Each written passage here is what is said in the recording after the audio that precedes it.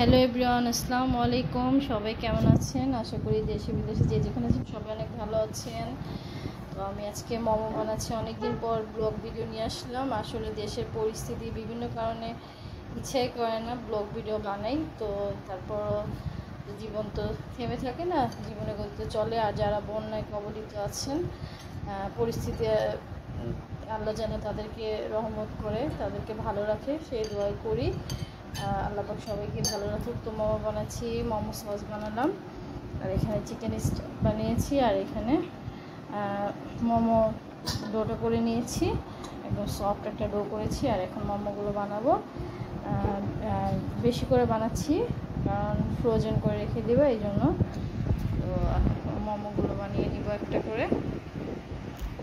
এখানে বেশ কিছু মোমো বানিয়ে নিলাম, দেখতে পাচ্ছেন বিভিন্ন শেপে আমি যতটুকু পারি, তো সেই অনুযায়ী আমি বানিয়ে নিলাম। মোটামুটি ততটা ভালো পারি না, যতটুকু পারি বানালাম।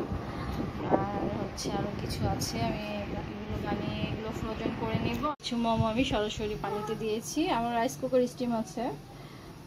তো তারপর আমি সরাসরি দেখলাম, কিছু রেসিপি দেখলাম যে সরাসরি গরম পানিতে দিয়ে স্টিম করা যায়। তো আমি সরাসরি আজকে গরম পানিতে দিলাম, দেখি কেমন হয়। সরাসরি গরম পানিতে আমি স্টিম করে নিয়েছি মোমোগুলো। তবে আমার মনে হয় রাইস কুকারে জালিতে স্টিম করলে বেশি ভালো হয়। যাই হোক, আর এখন আমি খেতে দিব বাবাকে, মেহারকে। তো আমার ভিডিওটি এই পর্যন্ত ছিল। যারা আমার চ্যানেলটি সাবস্ক্রাইব করেছেন তাদের সবাইকে অসংখ্য ধন্যবাদ।